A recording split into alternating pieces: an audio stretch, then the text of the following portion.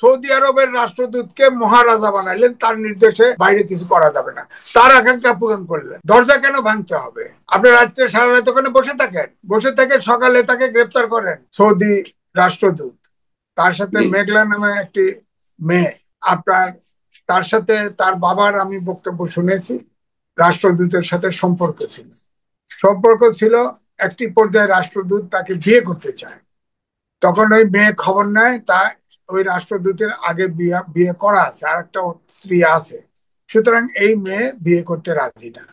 তো এখন তারপরে তার দরজা ভেঙে আপনার সুপ্রিম কোর্টের একটা লোককে কিভাবে গ্রেপ্তার করা হবে তার নির্দেশনা আছে, অথচ তার দরজা ভেঙে সিভিল ড্রেসে গিয়ে তাকে গ্রেপ্তার করে নিয়ে আসা হলো।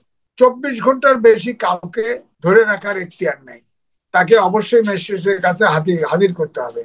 তাকে পরের দিন তাকে হাজির করছে রাত্রে 10:30টায়, করে তাকে সেই ডরমেন্ট, অর্থাৎ যে 1974 সালের স্পেশাল পাওয়ার অ্যাক্টে তাকে গ্রেপ্তার করা হয়েছে এবং তাকে 30 দিনের জন্য ডিটেনশন দেওয়া হয়েছে। আপনি বলেন যে আমাদের বাংলাদেশের মানুষের মূল্য নাই, দাম নাই?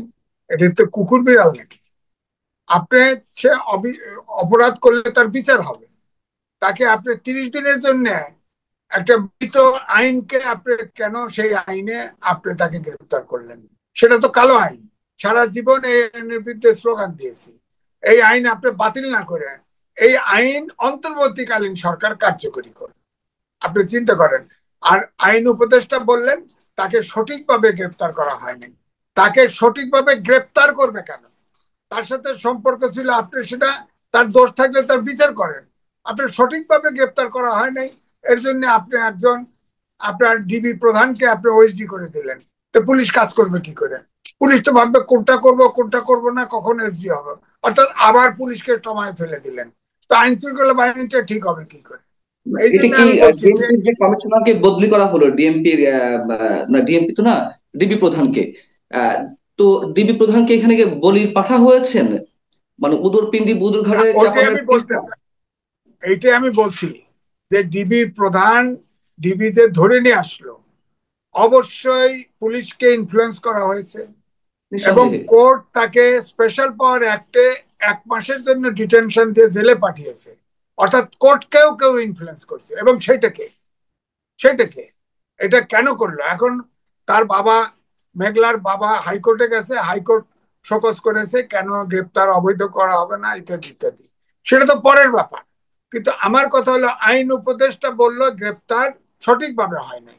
বেঠিকটা কি, সঠিকটা কি?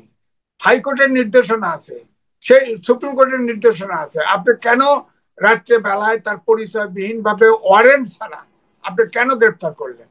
এবং সে বলছে তার কাছে শোনা হয় নাই, কিচ্ছু শোনা হয় নাই। নিশ্চয়ই গ্রেপ্তার করার পরে তো শোনা হয়েছে। তো শোনার পরে আপনি তাকে জেলে পাঠালেন কেন? স্পেশাল পাওয়ার অ্যাক্টে তাকে আটক করলেন কেন? আইন তো আপনি, এই আইন তো বাতিল করা উচিত। আবার তারপরে আবার প্রশ্ন করছে সাংবাদিকরা, তিনি বলেছেন যে এই আইন সবার সাথে আলোচনা করে এটা সিদ্ধান্ত নেওয়া লাগবে। আপনি একটা কালো আইন, আপনি সাইবার সিকিউরিটি আইন করতেছেন, ওটা সংশোধন করতেছেন, এটা আপনি বাতিল করতে পারবেন কেন? পারবেন না কেন? সারা জীবন এটা কিন্তু আমরা ব্ল্যাক ল বলছি, এটা বাতিল করবেন না কেন? আপনি একটা নির্দোষ লোককে আপনি এই আইনে গ্রেফতার করা যায়, এটা তো কালো আইন। বাতিলের তো প্রশ্ন তো অবশ্যই গুরুত্বপূর্ণ কোশ্চেন এবং সেটি অবশ্যই আলোচনার বিষয়, যদিও আপনারা বলছেন, কিন্তু আমার প্রশ্ন হচ্ছে সেটি থাকলেও প্রয়োগ করা হবে কেন, এবং কে না অপরাধী কে নির্দোষ সেটি তো ইয়ে হয়নি, শোনাও না হয়নি, এবং পুলিশের না পক্ষ থেকে এই বলা জন্যই হচ্ছে। তো এই জন্যই তো আমি বলছি তাকে নিয়ম অনুযায়ী আপনি গ্রেপ্তার করতেন। তিনি, আপনার তার বিরুদ্ধে ওয়ারেন্ট থাকতে হবে, আপনি ডিবি পুলিশ গেছে তাদের ড্রেস পরা থাকতে হবে। দরজা কেন ভাঙতে হবে? আপনি রাত্রে সারা রাত ওখানে বসে থেকে সকালে তাকে গ্রেপ্তার করেন, করে তার বিরুদ্ধে যে চার্জ আছে তাকে কোর্টে চালান দেন, কোর্ট দেখবে তাকে কি করা যায়, বিচারে দোষী হলে সে শাস্তি পাবে।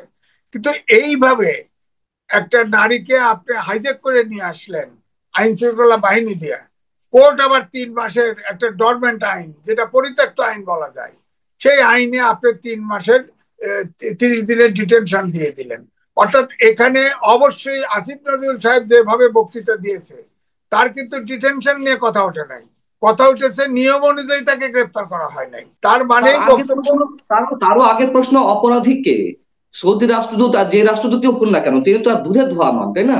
এবং আপনার কাছে আমার প্রশ্ন যে একজন কূটনীতিকের জন্য আমি আমার আইন ভায়োলেট করতে পারি কিনা, এবং যদি আইনের আওতায় আনতে হয় তাহলে ওই সৌদি রাষ্ট্রদূতকে আইনের আওতায় আনা উচিত ছিল কিনা, অথবা দুই পক্ষের মুখোমুখি জিজ্ঞাসাবাদটি করা উচিত ছিল কিনা? না না, এটা তো জি। অবশ্যই।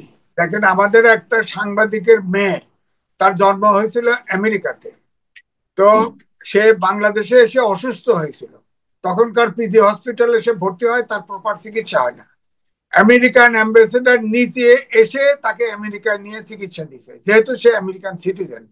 বাংলাদেশের লোকজন তো কুকুর বিড়াল। সৌদি আরবে লোক পাঠাইতে হয়, প্রবাসী পাঠাইতে হয়, সৌদি হুম। আরবে সাহায্য নিতে হয়, এই জন্য সৌদি আরব যা বলছে তাই শুনছে। তাহলে আপনি এই সরকার উপরে যে প্রত্যাশা, সেই প্রত্যাশা কি? তারপরে আইন উপদেষ্টা যেভাবে কথা বললো, আমার তো মনে হচ্ছে যে আইন উপদেষ্টা নিজে ওই বিচারককে বলছে তারা এই আইনে ডিটেনশন দেন। তাহলে তুমি তুমি গ্রেপ্তারের কথা বলে আইনের কথা কেন বলে না? এই আইন কেন প্রয়োগ করা হলো বলেন? তারপরে সৌদি তার সাথে দোষী হলে ওই রাষ্ট্রদূত এবং মেঘলা সমান অপরাধী হবে। যদি এটা অপরাধ করা, অপরাধ কি? দুজনের সম্মতির ভিতরে ভিতরে যাই হোক আন্ডারস্ট্যান্ডিং হয়েছে, এটার অপরাধ কি? আর অপরাধী হলে দুইজনই হবে। আপনি সৌদি আরবের রাষ্ট্রদূত, সৌদি এম্বাসি থেকে কেউ আপনাকে চাপ প্রয়োগ করেছে অথবা টেলিফোন করেছে, আপনি একটা নিজের নাগরিককে আপনি জেলে ঢুকাই দিলেন 3 মাস 30 দিনের জন্য। এই জন্য এইভাবে তো দেশ চলতে পারে না। তাহলে আইনের শাসনটা হবে কেমন? তারপরে ডিবি প্রধানকে আপনি আহ, ইয়ে বানাই দিলেন, ওএসডি বানাই দিলেন। আইন শৃঙ্খলা বাহিনী কতগুলো সমস্যা তৈরি করছে। একটা হলো কালো আইন প্রয়োগ করলেন, পুলিশকে ট্রমাটাইজ করলেন, আমার দেশের নাগরিককে কুকুর বিড়াল মনে করলেন, আবার সৌদি আরবের রাষ্ট্রদূতকে মহারাজা বানাইলেন, তার নির্দেশে বাইরে কিছু করা যাবে না, তার আকাঙ্ক্ষা পূরণ করলেন। এই একটা কেসে কতগুলো ঘটনা ঘটায় দিলেন। এর জন্য সরকারকে তো জবাবদিহি করা উচিত।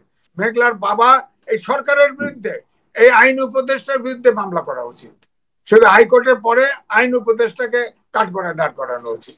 তিনি আইনের ল অ্যাডভাইজার আছেন, কেন তার মেয়েকে গ্রেফতার করা হলো, তাকে তার বিরুদ্ধে মামলা করা উচিত। বিচার বিভাগ কেন তাকে 30 দিনের স্পেশাল পাওয়ার অ্যাক্টে জেলখানায় পাঠালো? এটা অবশ্যই জবাবদিহি না করলে আবার কয় গণতন্ত্র।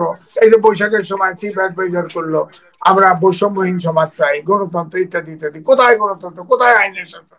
কোথায় আইনের সুশাসন বলেন আপনি? আইনের শাসন কোথায়? একটা নির্দোষ মেয়েকে ধরে ডিটেনশনে ঢুকাই দিলেন। আমার প্রশ্ন হচ্ছে যে পৃথিবীর আর কোন রাষ্ট্রে কি এমন কোন উদাহরণ আছে যে অন্য কোন রাষ্ট্রের বিশেষ সহযোগিতা পেতে বা সম্পর্ক বজায় রাখতে নিজ দেশের নাগরিকদেরকে বলি দিতে হয়? এমন কোন উদাহরণ কি আপনার জানা আছে? না, এটা আমার জানা নাই। কারণ দেশে আইন থাকলে আইন আইনের মতো চলবে। এখানে আপনি খেয়াল করেন, এই মহিলাকে যে গ্রেফতার করা হলো, তার বাড়ি ভেঙে, তাকে দরজা ভেঙে তাকে নিয়ে আসা হলো, তাকে স্পেশাল পাওয়ার অ্যাক্টে ডিটেনশনে দেওয়া হলো, পুরোটাই অবৈধ কাজ। এবং যারা তদন্ত করে সরকারের কে জড়িত আছে তাকে সহ সবাইকে প্রসিকিউট করা উচিত। এটা আইন এবং আমাদের দেশের জন্য আইনের শাসনের ক্ষতি করছে, তারপরে একটা নাগরিক অধিকার ক্ষতি করছে, মানবাধিকার লঙ্ঘন করছে। সুতরাং এটা আমি কঠোর শাস্তি হওয়া উচিত। আমি একটি প্রশ্ন করি সাংবাদিক এম এ আজিজ, সেটি হচ্ছে যে অবশ্যই আমাদের দুই রাষ্ট্রের মধ্যে একটি সম্পর্ক আছে, সেখানে আমাদের বাণিজ্য থাকতে পারে, আমাদের শ্রম বাজার উন্মুক্ত, কিন্তু সেইগুলোর সফলতা বা সুফল আদায় করতে গিয়ে যা কিছু ঘটছে, যা অভিযোগগুলো আসছে, যে অভিযোগগুলো আমি তার ভিত্তিতে বলছি, সেই দিকটি আমরা বিবেচনা না করে শুধুমাত্র সেই সুফল নেয়ার জন্য আমরা এভাবে আইনের ব্যত্যয় ঘটাবো, নিজ দেশের নাগরিকদের হ্যারাস করব, এটি কি আমাদের কূটনীতির ক্ষেত্রে অনেক বড় দুর্বলতা নয়? যে এটির সঙ্গে ওইগুলো কেন সম্পৃক্ত হবে? আপনার দুর্বলতা তো বটেই।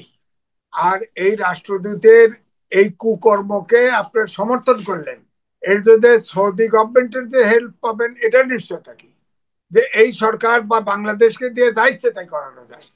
আপনি এটাকে কেস টেক আপ করে উভয় পক্ষের যেভাবেই হোক, ঠিক আছে, তদন্ত করে সৌদি রাষ্ট্রদূত যদি দোষী হতো তার গভর্নমেন্টের কাছে লিখতে হতো, তোমার তোমার রাষ্ট্রদূত এই কুকর্ম করেছে, তুমি এটার বিচার করো, তার কাছে অন্তত ছেড়ে দিত। এই এই এই লোক তো অন্য দেশে ট্রান্সফার হলেও অন্য দেশে এই একই কাজ করবে, এই দেশে যতদিন থাকবে একই কাজ করবে। সুতরাং আমার মনে হয় এটা মানে কোনোভাবে হেলাফেলা করে ছেড়ে দেওয়া উচিত না। এটা সৌদি আরব রাষ্ট্র সরকারকেও এটা জানানো উচিত এবং অবশ্যই এ ব্যাপারে প্রতিবাদ উঠবে।